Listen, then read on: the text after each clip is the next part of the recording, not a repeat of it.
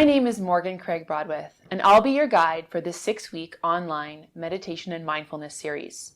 We're going to bring together practical tools, research, personal experience, and a variety of different modalities to help you calm, reduce stress, and find and tap into some of that inner Zen. And we're all in search of a little Zen, no? Now, if you're looking for your standard Zen goddess, I'm going to tell you I'm not your guru. The reason I say that is that, and the reason I'm doing this course is because I'm not the standard person that you would think that would benefit from meditation or mindfulness or would be doing meditation on a consistent basis. But I found mindfulness 8 years ago, and it has profoundly changed my life. And I want everyone to know, no matter who you are, how you think, how high intensity you are, meditation is for you, and it can be beneficial in your personal and professional lives.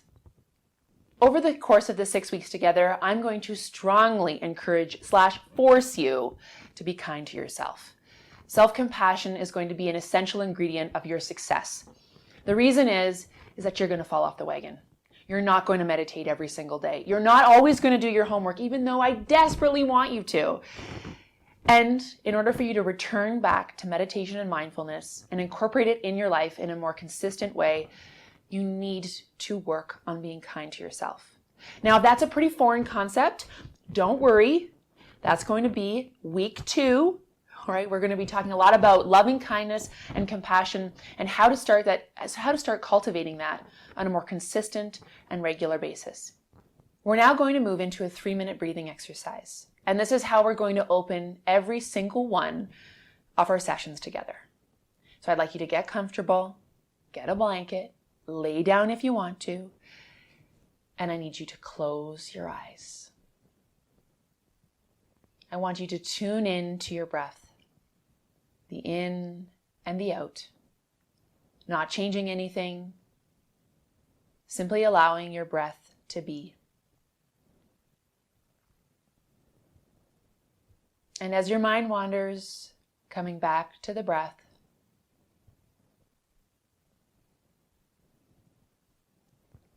bringing attention to your feet, to your legs,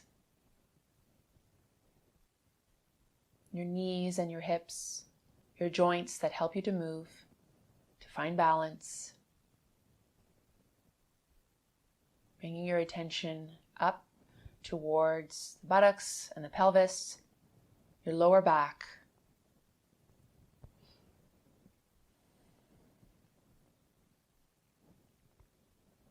And just registering what's happening there. Perhaps you've never checked in with your pelvis or low back, and you're discovering some new and exciting sensations. Bringing your attention to your stomach. Our stomach and our gut has so much to tell us if we choose to listen, and we'll be talking about that together. Running your attention up your spine to your upper back, your shoulders, chest, and your heart. Tuning into the rhythm of your heartbeat if you can.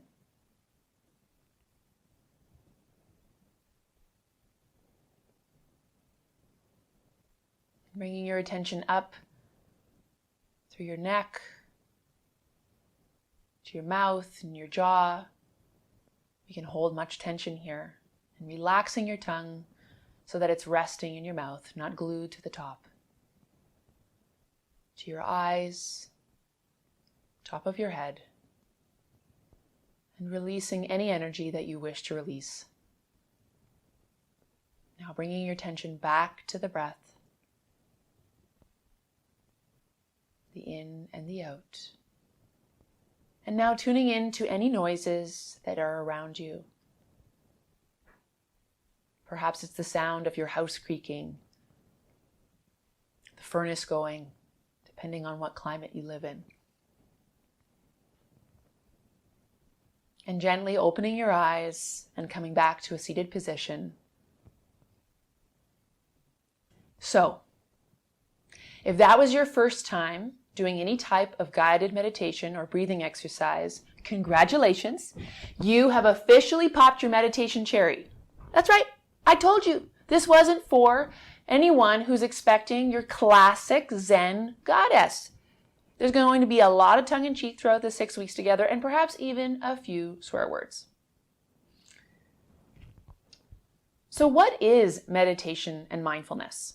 So I'm going to give you a very, very brief history lesson on this. But meditation is old. That's a fact. Wall depictions of people sitting in meditative type poses date back to 5,000 to 3,000 before Common Era. The Vedas came into play, and the Vedas are Hindu scripture written in Sanskrit, and they came into play around 1500 before Common Era. Meditation has been a part of many religious practices for a long time, and it's only in recent years that meditation has become more non-denominational and accessible to many different people. One of the people who've helped to support make that happen, amongst many others, is a gentleman by the name of Jon Kabat-Zinn, and he's the founder of modern-day mindfulness. Mindfulness is bringing awareness to the present moment without judgment, and it's that without judgment piece that is so incredibly important. I don't know where it's been conditioned into us. Perhaps it's part of our genetic code, but since an early age, we have ascribed a good or a bad to any thought that we have, any behavior that we enact. And while this proves helpful for perhaps moral and ethical reasons, it can create quite a torment inside us when we don't know how to calm and quiet the good and the bad. We often mislabel our thoughts and then misrepresent ourselves. And we're going to be exploring that in a big way over the course of our time together. But back to mindfulness, it's only about 50 years old. And what Jon Kabat-Zinn did is brought Eastern traditions to the West and modernized it, made it more accessible. And it was actually, in its original form, built to support people who are experiencing chronic pain. And lo and behold, it worked. It changed their brain circuitry so they stopped over-identifying with the pain. It helped make the pain more manageable. And now this tool is widely used to help other physical and psychological conditions, and it helps anyone and everyone. And so you may hear me refer to mindfulness-based stress reduction, and that's Jon Kabat-Zinn's formal 8-week program. And if anything from the 6 weeks together resonates for you, I really encourage you to find a practitioner and a teacher within your local area, because it profoundly changed my life. Which is a perfect segue into why did I come to mindfulness. So about 8 years ago, I was finishing up my grad school and writing my thesis, and it was a little stressful, to say the least. And my coping tools, diet, exercise, wasn't sleeping all that well, but those weren't working for me. And unfortunately, I had a breakdown. And my mom at the time was very supportive and helpful, and she suggested, why don't you give mindfulness a try? And I was scared shitless. I did not want to go and find out what was going on within me. It was a little unnerving to go into the deep, dark abyss that is myself. I know it sounds wild and ridiculous that I perhaps didn't want to get to know myself, but I didn't. And yet, I decided to sign up for the course. And I am so thankful that I did, because I'm here today talking to you and bringing mindfulness in perhaps a new and less Zen way, but in perhaps and hopefully an accessible way to a variety of different people. So back to, what is the point? Well, in Buddhist philosophy, mindfulness and meditation is to help end suffering. But as Eckhart Tolle says, that's only half of the equation. It doesn't actually tell us what enlightenment is. If enlightenment is the goal of meditation, we need to figure out, what does enlightenment look like for us? And that's something I really encourage you over the course of our time together to ask. What is the point for you? If enlightenment is the goal, holistically, what does enlightenment mean and feel and look like for you? And you may not have the definition right now, but that's maybe something to contemplate as we go through our time together. So how is meditation or mindfulness commonly done? Well, I strongly encourage you to turn the cell phone off, or any beeps or bops or noises or things that are in your environment while you'll be practicing. You really do need to find a space where you will be uninterrupted for at least 10 to 30 minutes. And I encourage that 30 minutes. So if you do have small humans, please ask your spouse to help you find some Zen or calm. And perhaps that you do it in the early morning before they wake up. But for me, that would mean doing meditation at 4 a.m. So that's not at all relevant to me. I would fall right back to sleep. Or perhaps it's doing later at night, or perhaps it's finding some space during the workday. So how you incorporate this into your day is completely and utterly up to you. Practitioners do commonly encourage folks to do it at the outset of the day and to close off the workday, so around mid-afternoon, but neither of those times work for me. And so how dare I sit here and suggest that those are when you should do it too. It is whatever works for you. Meditation is commonly done in a sitting position, and traditional practitioners do encourage that because when we lay, we tend to fall asleep. But the most important thing is that you are comfortable. So if that requires you to lay down or sit on a couch or a hard-ass chair, then do what you need to do to be comfortable, because when we start to feel discomfort or pain, it will draw our attention away. We do really want you to close your eyes. Now, the bonus of doing something like this course is that no one is looking at you. You may feel like I'm looking at you, but I can't see you. All I can see right now is the camera that's filming me. So rest easy and hopefully find a space that makes you feel safe and comfortable to tune in to you. When you do meditation, it's strongly encouraged that you have an object of your attention. And so over the course of the 6 weeks, we're going to explore mantra, guided meditation, bells, and silent meditation. So you're going to be exposed to different ways to draw your attention, whether it's through your breath, whether it's through saying something like Soham, or a different mantra. And yes, we are doing mantras, so prepare yourself. Or it's a guided meditation like a mountain meditation, which helps to focus you in.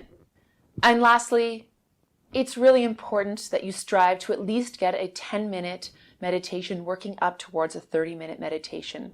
Most of our meditations together are going to be about 15 to 20 minutes in length. Yes, I am being so nice to you. But the goal is over time to build up that meditation and mindfulness muscle. And it will happen. Right now, and we're going to move into myths, but right now you are going to find some struggle in keeping the attention because we have something what's called a monkey mind. So let me put it out there. The number one myth around meditation is that you have to have some blank mind in order to gain benefit from it. If that were the case, I think even the Buddha would struggle, okay? So, or the Dalai Lama. So I think if you're going in with the mindset that I'm going to sit down on the floor or I'm going to lay and I'm going to clear my mind and I'm going to have no thoughts, you're setting yourself up for failure and you're not giving yourself any compassion. So let's take that off the table right away, and that you're going to have a whole bunch of thoughts like, this is uncomfortable. I don't want to do this right now. I'd rather watch TV. What's for dinner? What am I going to cook for dinner tonight? Oh, what did Sally remind me to do at work? Those are going to be all the thoughts. That's totally normal. So let's remove that one. Some of the other myths around meditation are that you're going to have transcendent experiences. You might, and that will be amazing, but sometimes you won't, and that's okay too. A lot of the times you won't have transcendent experiences. So don't expect to sit down and levitate every time you get into the lotus position. There's no way that you have to sit, and you don't have to do it for years and years and years to gain benefit. You're going to start to see benefits in the way you think, feel, and show up for yourself and your family and your colleagues quite quickly. So I wanted just to ensure that some of those myths were taken off the table that can help you to focus and engage with this course and not worry so much if you're doing it right or wrong. There really is no right or wrong. And there's one more. We have this myth that meditation is super hard. I'm not going to lie. It's going to have its moments of challenge where you don't want to do it, or you're feeling uncomfortable, or it's unearthing things for you that you would like to just keep repressed. But meditation doesn't have to be hard.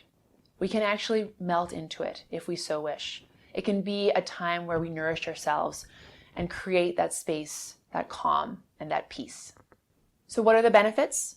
We've included a number of different links to different scientific articles that will outline all the benefits for you. If I were to sit here and tell you and move through all of the research that's come online in the last decade, we would be here for another 20 to 30 minutes. And I want you to get your meditation on.